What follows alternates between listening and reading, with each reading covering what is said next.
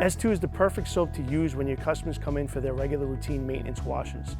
Its pH neutral formulation will not harm or affect any type of protective surfaces you've already installed on that vehicle.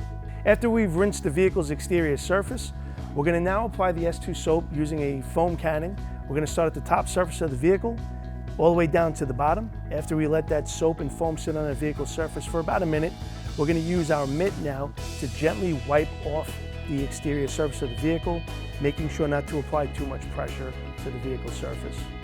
After we've wiped away the dirt and grime from the vehicle's surface, we're going to go ahead and rinse the vehicle off and complete the wash with your preferred drying method.